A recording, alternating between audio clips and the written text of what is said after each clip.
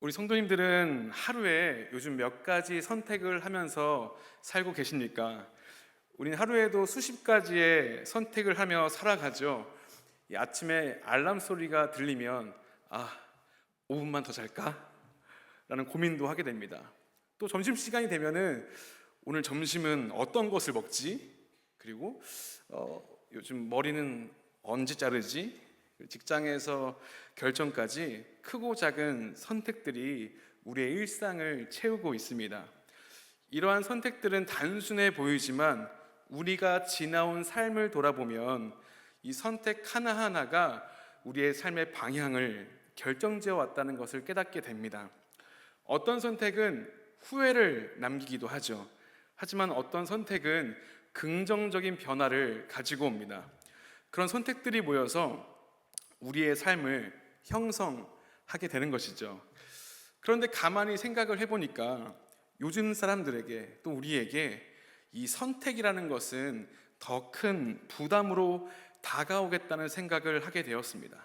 왜냐하면 이 선택의 기회가 많아졌기 때문이죠. 이 선택의 기회가 많아진 만큼 우리에겐 혼란도 커졌습니다. 수많은 정보와 비교 속에서 우린 이런 질문을 맞이하게 됩니다. 내가 정말 옳은 길을 선택한 것일까? 지금 내 선택은 정말 가치가 있는 것일까? 이 선택과 관련된 글들을 찾아보다가 이런 문장을 발견했습니다. 선택은 낱장의 사진과 같은 단편적인 스냅샷이다. 사진을 의미하는 것이죠. 이 스냅샷은 그 순간을 담아내는 이 찰나의 사진 한 장입니다. 그것은 이 전체의 그림을 보여주지는 못합니다. 하지만 이 단편적인 스냅샷들이 모여서 우리의 삶이라는 하나의 커다란 앨범을 만들 수가 있는 것이죠. 이것을 달리 말하면 단편적인 스냅샷 하나가 인생의 전부는 아니라는 겁니다. 문제는 우린 종종 이 단편적인 스냅샷, 이 순간만을 보고 전체 그림을 판단해야 할 때가 참 많다는 것입니다.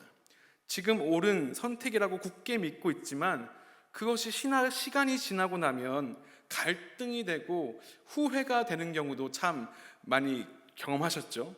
반대로 지금은 실패처럼 보였던 선택이 시간을 지나 긍정적인 결과를 가져오기도 했습니다. 그래서 우리의 선택에는 반드시 분별이 필요합니다. 오늘 본문에서도 이 솔로몬은 분별이 필요한 상황이었습니다. 두 여성이 한 아이를 두고 다투는 상황이었던 것이죠. 그 가운데 솔로몬은 이 아이의 진짜 어머니는 누구인가? 라는 질문에만 머물지 않았습니다.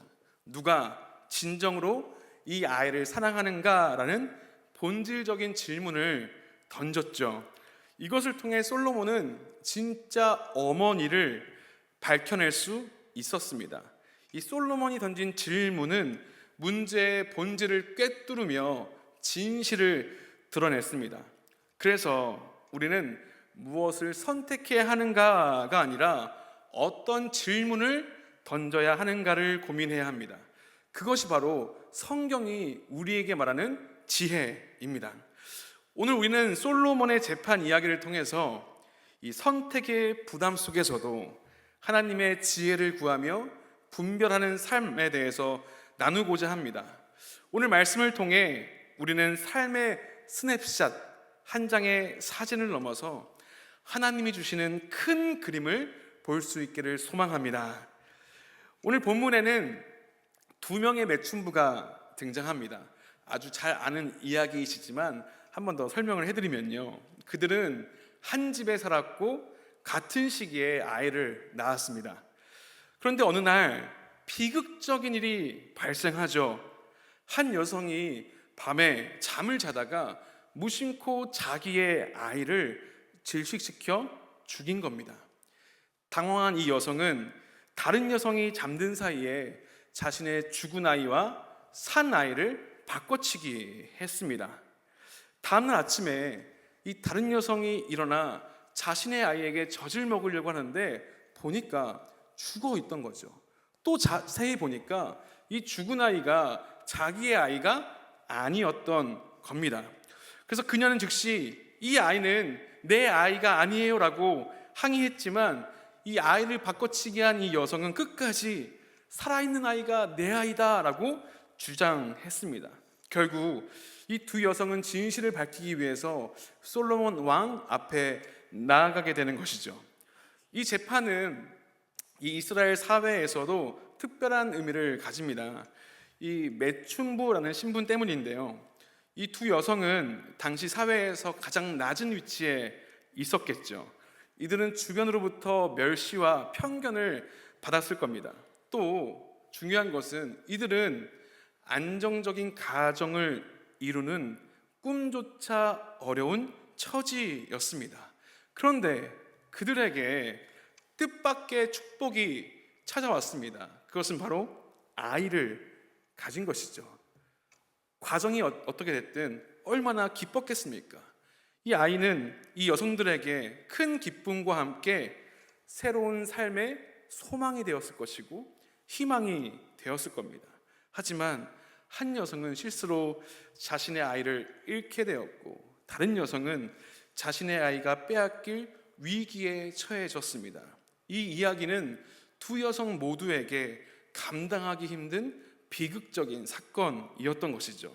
그런데 이 재판의 가장 큰 어려움이 무엇이냐면요, 바로 진실을 밝히기가 불가능해 보인다는 겁니다.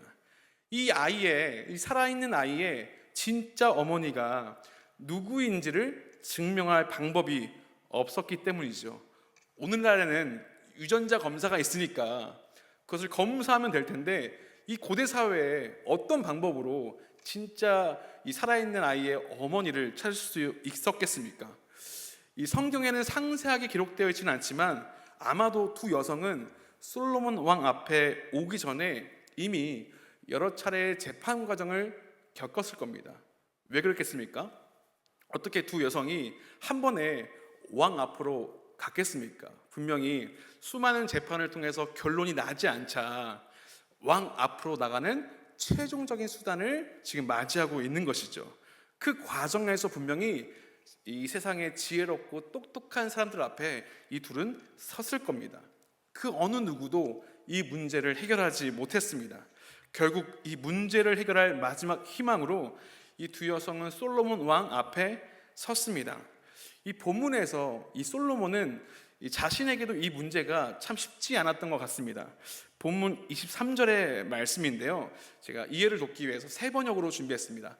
제가 읽겠습니다. 왕은 속으로 생각하였다. 두 여자가 서로 살아있는 아이를 자기의 아들이라고 하고 죽은 아이를 다른 여자의 아들이라고 한다. 그렇다면 좋은 수가 있다. 솔로몬도 이 사건 앞에서 아주 깊게 생각을 한 것이죠. 이 사건은 단순한 판단과 선택으로 해결할 수 없는 복잡한 상황이었습니다. 하지만 솔로몬은 문제를 해결하기 위한 한 가지 방법을 떠올리는데요, 아까 말씀도 보았죠. 그렇다면 좋은 수가 있다. 어떤 수냐면 살아있는 아이를 둘로 나누는 것이었습니다. 이것은 사실 이 고대 근동의 이 법적 전통에 근거한 것인데요, 당시에 어떤 재산을 두고 분쟁이 일어났을 때, 또 그것 때문에 소유자를 결정할 수 없을 때 두 당사자에게 균등하게 분배해야 한다라는 규정이 있었습니다. 아마도 솔로몬은 이 전통, 이 법적 전통을 사용해서 진짜 어머니의 모성애를 시험하려는 의도를 가지고 있었겠죠. 이 방법은 적중했습니다. 사나이에 진짜 어머니가 아이를 죽이지 말라고 간청한 것이죠. 그녀의 간청은 이 모성애의 본능에서 나온 것 아니겠습니까? 이것을 통해 그녀가 진짜 어머니임이 드러났습니다. 반면에 이 죽은 아이의 어머니는 어떻게 했습니까? 차라리 이 아이가 누구의 것도 되지 않도록 그냥 죽이라 라고 말했던 것이죠. 이 판단은 이러한 결과를 가져왔습니다. 본문 28절인데요. 모든 이스라엘 사람이 왕이 재판한 판결 소식을 들었다. 그리고 백성들은 왕이 재판할 때에 하나님께서 주시는 지혜로 공정하게 판단한다는 것을 알고 왕을 두려워하였다. 이 솔로몬은 이 법적인 규정을 넘어서 그것을 통해 하나님의 지혜를 사용하며 문제의 본질을 파악하고 진실을 분별했죠. 이 판결을 통해 하나님의 지혜가 솔로몬을 통해 드러났습니다. 그리고 이 왕에 대한 경외심이 생겨나기 시작했습니다. 이 본문은 하나님의 지혜가 솔로몬을 통해 드러나는 긍정적인 평가들로 가득합니다. 여기까지는 설명이고요. 이제 연과 묵상으로 갈 건데, 그런데 말이죠, 저는 이 이야기가 단순히 솔로몬의 지혜를 찬양하는 것에 그치지 않고 더 깊은 메타포, 은유를 담고 있다는 생각을 하게 되었습니다. 이 이야기는 단순히 이스라엘의 과거 사건이 아니라 이스라엘의 미래를 암시하는 은유로 읽어볼 수도 있겠다는 생각을 했습니다. 역사가 무엇이죠? 이 역사는 단순히 과거 사건을 기록하는 데 그치지 않고 현재를 올바른 길로 살아가기 위한 메시지를 담고 있는 것이죠. 그렇다면 질문입니다. 이 열왕기상의 1차 독자는 누구였을까요? 열왕기서를 쓰고 이 책을 읽는, 이 성경을 읽는 1차 독자들은 누구였을까요? 이스라엘의 분열과 멸망을 경험한 이스라엘 백성들, 특히 바벨론 포로기에 있던 사람들이었습니다. 그들은 자신들이 왜 멸망당했는지를 질문하며 자기의 역사를 되돌아 보았겠죠. 열왕기서는 이 질문에 답하기 위해 기록된 책일 것입니다. 왜 우리는 분열되고 멸망되었지?를 묻는 것이죠. 그래서 이 열왕기서의 1차 독자들은 솔로몬의 지혜 이야기를 단순히 왕의 지혜로운 재판으로만 보지 않았을 겁니다. 이 이야기는 메타포, 은유를 담고 있습니다. 이 첫 번째 이 메타포는요, 두 가지로 좀 설명할 수 있겠는데요. 이 첫 번째 메타포는 이스라엘의 분열입니다. 이 솔로몬의 판결에 나오는 아이를 나누라라는 명령은 단순한 재판 판결의 묘사가 아닙니다. 이는 북이스라엘과 남유다로 나뉘게 되는 이스라엘의 분열을 암시합니다.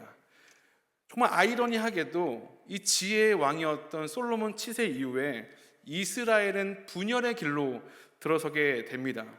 이 솔로몬은 하나님의 말씀을 무시하고 많은 이방 여인들과 혼인하는 범죄를 저지르죠.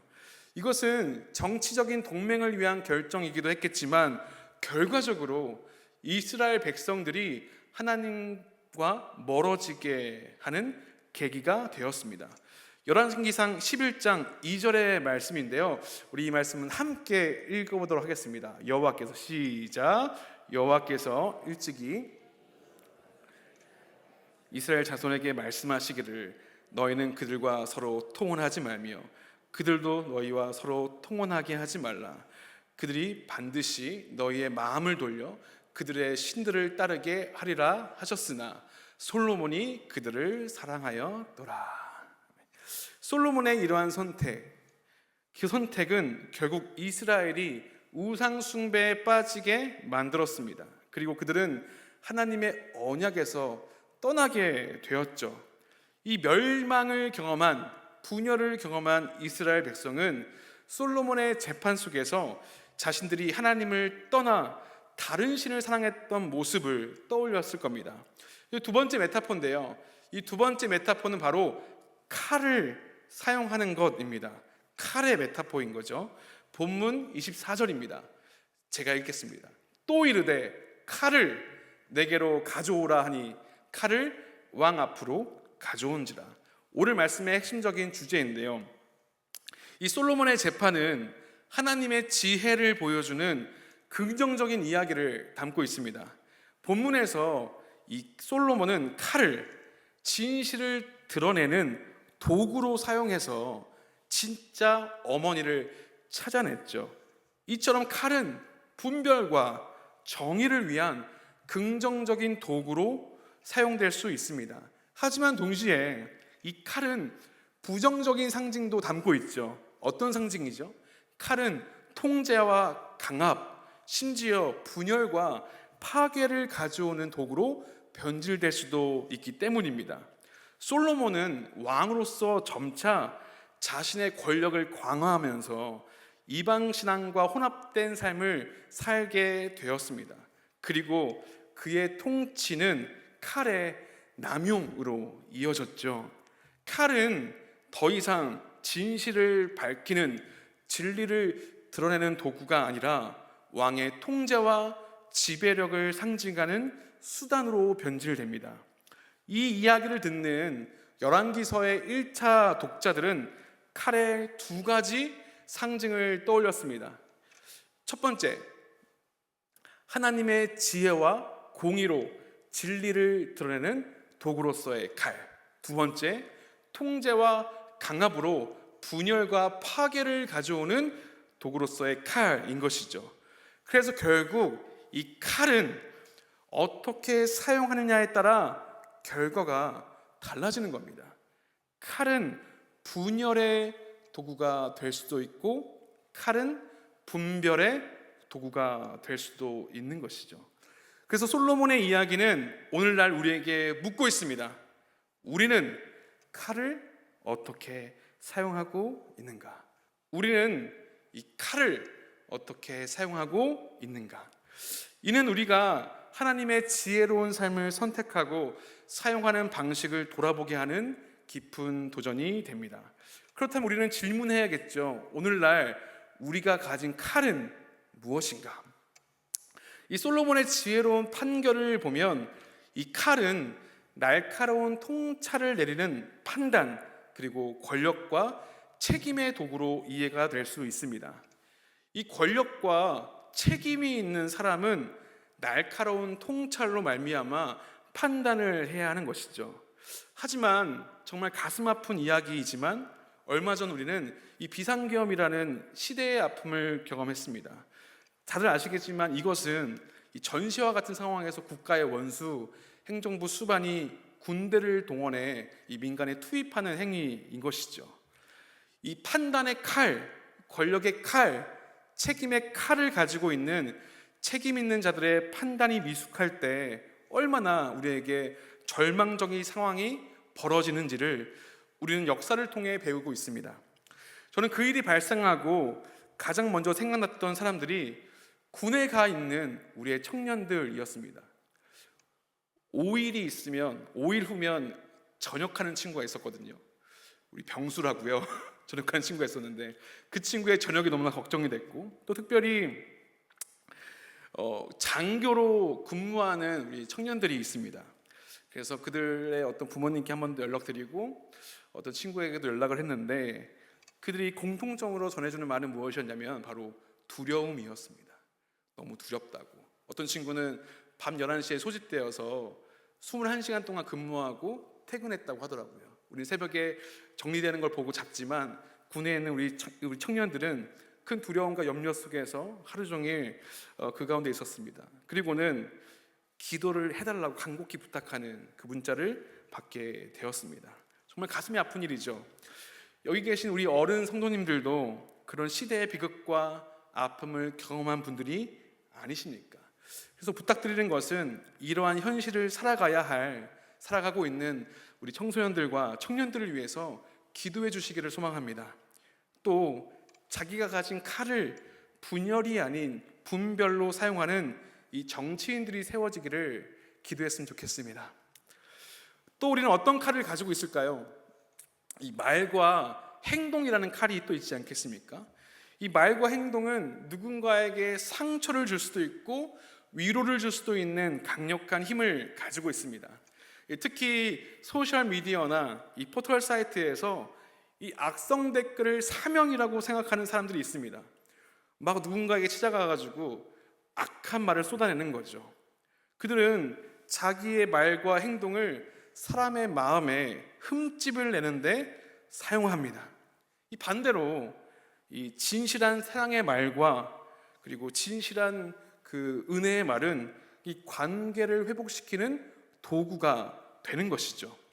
또 어떤 칼이 있을까요? 이 감정과 태도라는 칼도 있을 겁니다.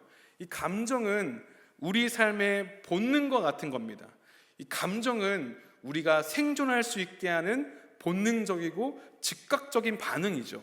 예를 들어서 우리 감정에 불안과 두려움과 같은 감정이 들어온다면 우리에게 어떤 위험이 다가오고 있다는 신호를 지금 주고 있구나라는 것이죠. 또 슬픔이라는 감정은 타인에게 공감하고 타인에게 도움과 위로를 요청할 수도 있는 좋은 분별의 도구가 됩니다. 이 감정은 누구나 가지고 있죠. 이 반면에 이 감정의 칼은 사람을 살리기도 하고 상처를 내기도 하는데 특히 분노, 시기, 질투 등이 그렇습니다. 이 질투와 시기, 분노가 한번 들어오면 이 남을 상처내는데 어찌나 좋은 칼로 쓰이는지 모르겠습니다. 우리 성도님들은 어떤 칼을 가지고 계신가요? 이 성도님들의 칼을 지금 들을 수가 없어서 저의 칼을 좀 꺼내서 보여드린다면 저의 칼은 외모는 아닙니다. 웃겨드리려고 한 말 했는데요. 저는 너무 감사하게도 하나님께서 몇 가지 은사와 재능을 주셨는데 저는 예민한 귀를 가지고 있습니다. 그래서 저는 어렸을 때부터 음악을 너무 좋아했고 음악 감상하는 걸 좋아했고 그래서 공연 같은 것도 보는 걸 너무 좋아했는데 제가 그러다가 갑자기 교회에서 찬양 인도를 시키는 거예요. 얼마나 그러면 나의 이 좋은 귀를 가지고 교회에서 찬양을 섬기면 나는 얼마나 좋은 도구가 될 수 있을까 이 생각을 했는데 막상 찬양 인도를 하려고 교회에서 이제 해보니까 어떤 문제가 생겼냐면 틀리는 게 너무 잘 들리는 거예요. 찬양팀 드럼이 박자가 나가거나 아니면 피아노가 삑사리가 나거나 하면은 그게 너무 잘 들리는 겁니다. 제가 어떻게 했을까요? 그 젊었을 때 틀리자마자 그거 틀렸어요 지적을 하기 시작한 것이죠. 그래서 제가 떠나보낸 찬양팀원이 몇 명인지 모르겠습니다. 그때 이 젊었을 때 그 예민함 때문에 상처를 주기도 했는데 그러다가 도저히 안 되겠다, 훈련을 받아야겠다라는 생각을 했죠. 그래서 이 마커스라는 찬양팀이 있는데 예전에 그 찬양팀에서는 그 예배인도자 학교 같은 것들을 이제 운영했었거든요. 찬양인도에 대해서 너무 모르고 그리고 팀원들하고 소통하는 방법을 모르니까 그 예배인도자 학교에 가서 좀 훈련을 받아야겠다라고 해서 그곳에서 우리 팀원들과 소통하는 방법 그리고 여러 가지를 이제 배우면서 지금도 좋은 찬양 인도자인지 모르겠지만 조금씩 훈련되어서 제가 가진 이 칼을 분열의 도구가 아니라 분별의 도구로 사용하려고 애쓰고 있습니다. 저와 같이 우리 성도님들도 수많은 재능과 은사가 있죠. 그것이 바로 저와 우리 성도님들의 아주 좋은 칼이 될 것입니다. 그런데 그 칼이 분별을 위한 도구, 진리를 드러내는 도구가 아니라 분열하고 싸우고 그 마음에 흠집을 내는 도구로 사용된다면 그것은 하나님의 지혜로 살아가는 삶이 아닌 것이죠. 그래서 저는 우리의 칼을 잘 사용하기 위해서 이 솔로몬의 첫 마음을 돌아봐야 한다고 생각을 합니다. 이 솔로몬은 성전 건축을 아주 멋지게 완성한 이후에 꿈을 꾸었습니다. 하나님께서 칭찬하시며 내가 너에게 선물을 주겠다라고 했습니다. 우리 성도님들 같으면은 하나님께 무엇을 바라시겠습니까? 누구누구야 우리 1년 동안 셀 리더를 정말 잘 섬겼구나, 내가 너에게 상을 주겠다라고 하나님께서 꿈속에서 말씀하신다면 어떤 걸 달라고 하시겠습니까?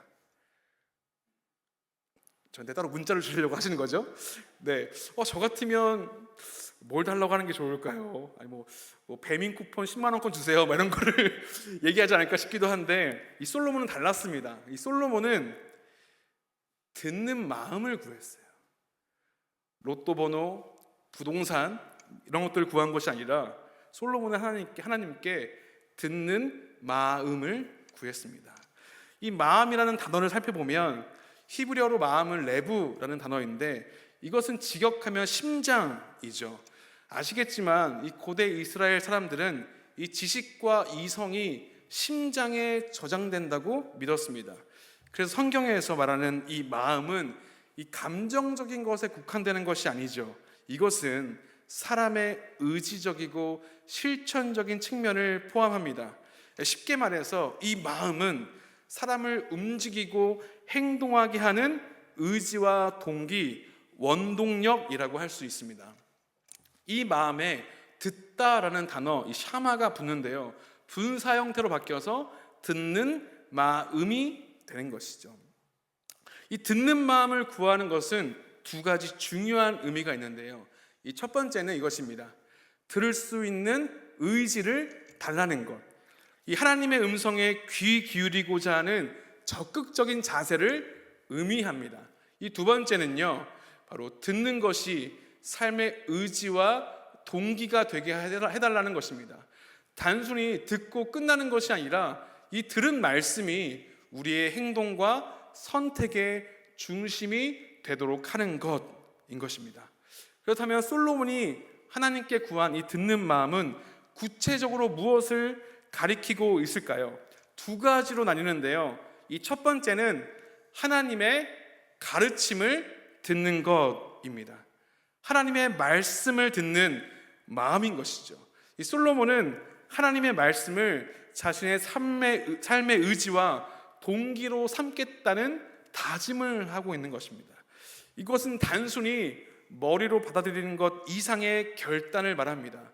이 말씀을 들으면서 그랬구나 라고 이해하는 것에 그치지 않고 그 가르침으로 삶의 실제적인 처세와 능력으로 살아내겠다는 겁니다. 솔직히 이 말씀을 듣는 것 자체가 쉽지 않은 도전일 때가 정말 많지 않습니까? 설교가 들리지 않을 때가 얼마나 많습니까? 피곤하고 졸리고, 또 설교를 듣다 보면 다른 생각이 나기도 합니다. 올해 상하반기 제가 했던 양육훈련 중에 성장반이라는 훈련이 있는데요, 그때 저희는 듣기의 유익에 대해서 함께 나누게 됩니다. 이 말씀을 이해하는, 성경을 읽는 여러 가지 방법들이 있는데 5가지거든요.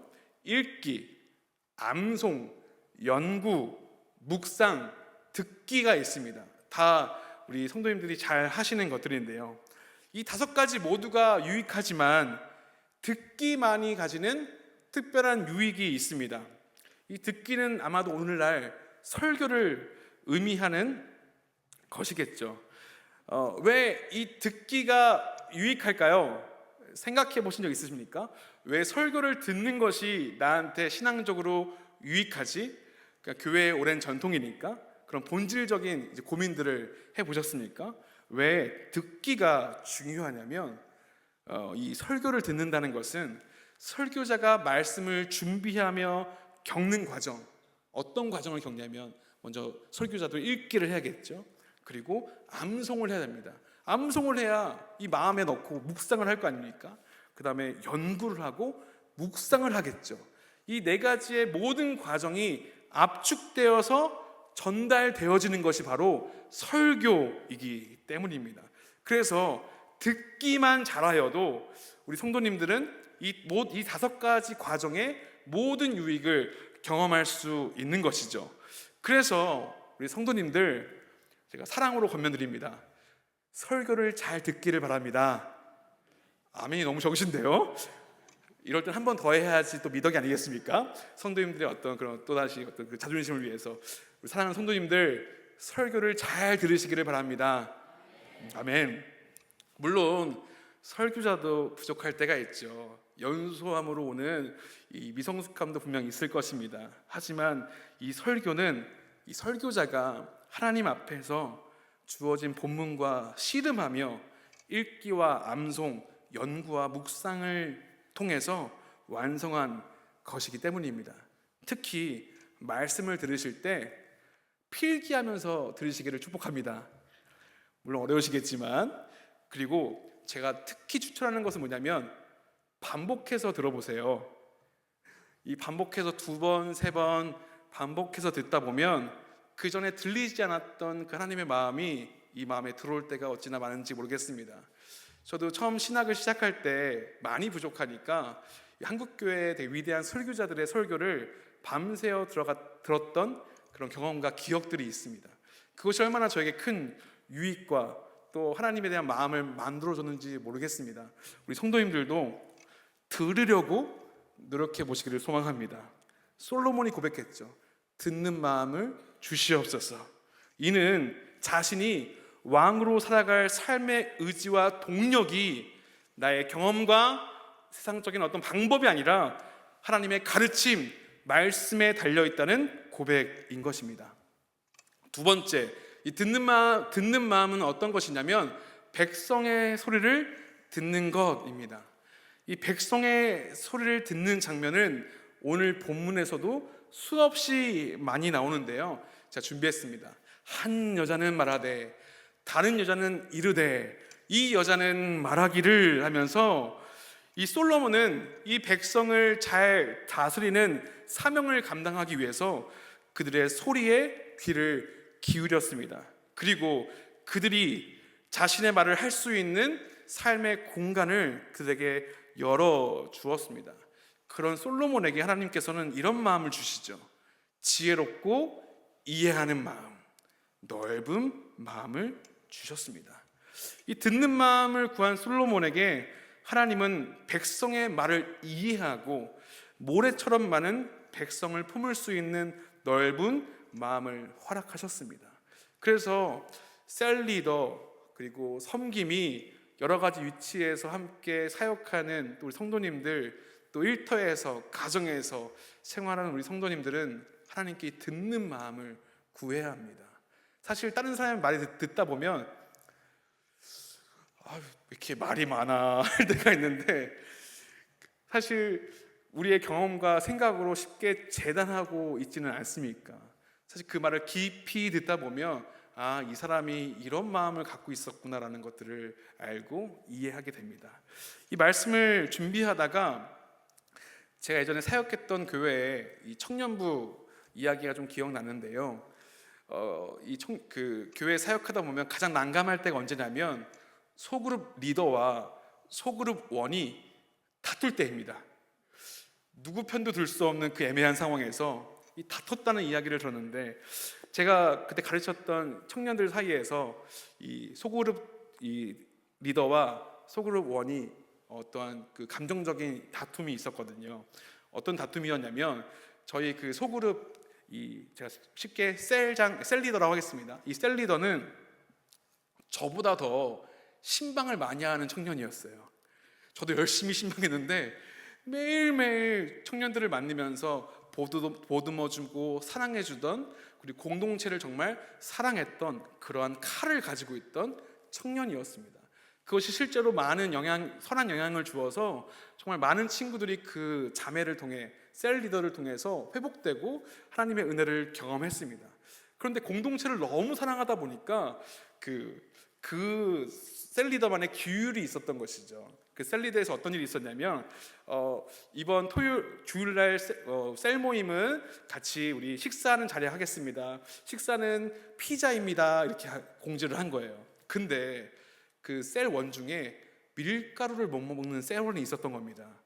그래서 그 셀원이 조심스럽게 우리 셀 리더님, 제가 밀가루를 못 먹어서 혹시 제가 제 도시락을 따로 싸와도 될까요? 라고 했는데 이 셀 리더는 그걸 잘 이해를 못하고 어떻게 우리 셀의 이 규칙을 네가 위반할 수가 있냐 하면서 감정적인 싸움을 하기 시작한 거예요.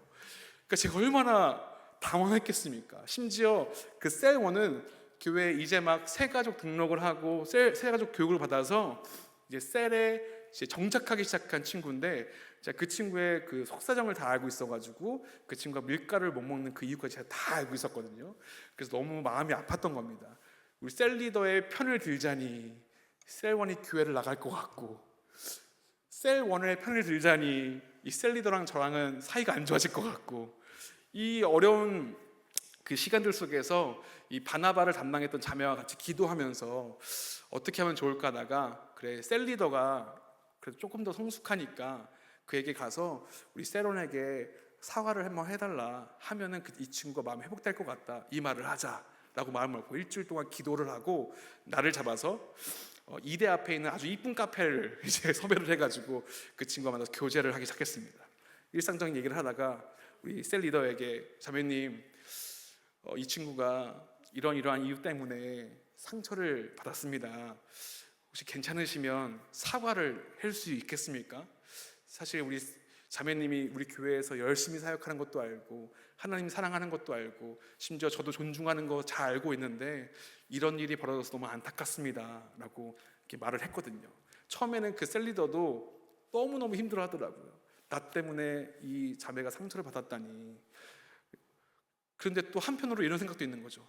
내가 우리 교회에서 열심히 헌신한 게 얼만데 이것 때문에 나한테 전사님이 그때 전사였거든요. 전사님이 나한테 와서 이런 얘기를 한다고 그 마음이 충돌되니까 정말 큰 갈등을 그 친구가 일으켰습니다.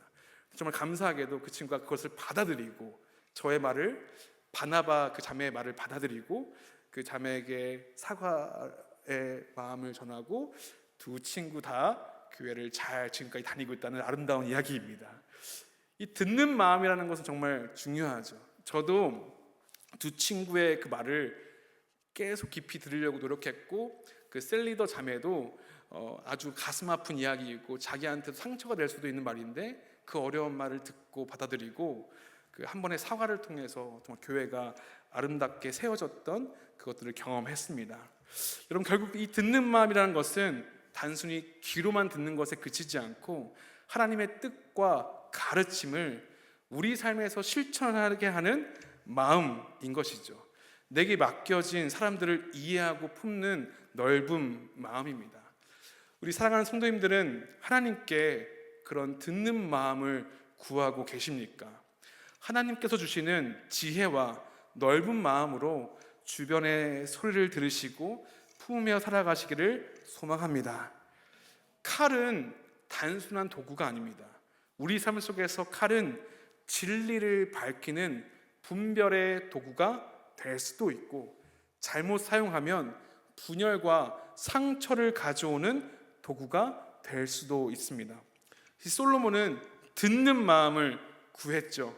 하나님의 지혜를, 가르침을 듣고 백성들의 소리에 귀 기울이는 마음이었습니다. 이것이 바로 우리가 가진 칼을 분별로 사용하는 방법입니다. 우리 성도님들의 칼은 무엇입니까? 성도님들의 말과 행동, 이 결정 하나하나가 누군가에게 큰 영향을 미치죠. 그 칼이 분열의 도구가 아니라 사랑과 진리를 위한 도구가 되시기를 소망합니다. 말씀을 마무리하겠습니다.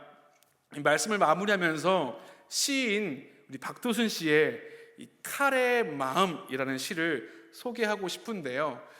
너무 죄송하게 제가 너무 작은 글씨를 해가지고 제가 읽어주겠습니다. 칼과 눈이 마주쳤다. 번쩍 칼도 날카롭게 눈을 빛낸다. 또 눈이 마주치자 번쩍 몸을 날카롭게 세운다.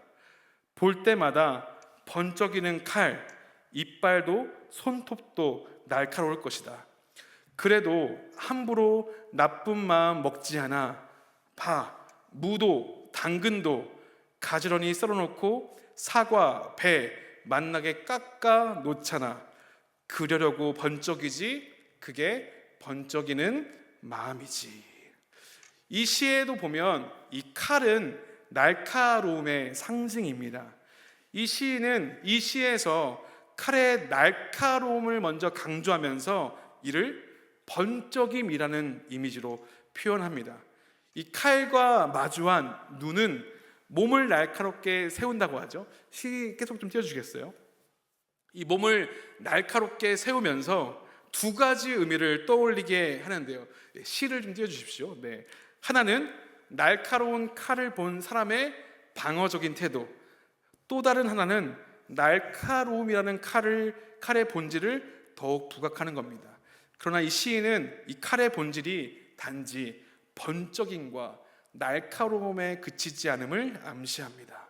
칼의 날카로움은 그것을 사용하는 사람의 마음에 따라 전혀 다른 쓰임새를 갖게 되는 것이죠. 사람을 두렵게 할 수 있는 칼의 번쩍임이 무를 쓸고 당근을 썰며 사과와 배를 맛있게 깎는 데 사용될 때 그 날카로움은 유익한 도구로 변모합니다. 그래서 결국 날카로움의 상징이었던 번쩍임은 단순한 날카로움이라는 외형적 특성에 머물지 않고 본래의 임무를 수행하기 위한 목적임을 깨닫게 되는 것이죠.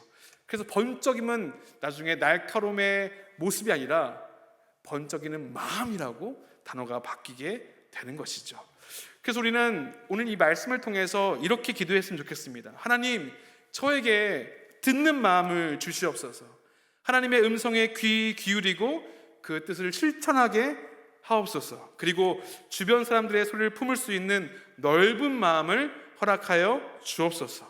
그래서 내가 가진 칼이 누군가를 살리는 도구가 되게 하여 주시옵소서. 결론입니다. 띄워주시겠어요? 우리의 칼이 진리를 드러내고 하나님의 공의를 세우는 분별의 도구로 사용되기를 소망합니다. 우리 사랑하는 성도님들의 말과 행동 그리고 선택이 하나님의 지혜로 분별되어 우리 교회와 가정, 일터를 회복시키는 귀한 도구가 되기를 축복합니다.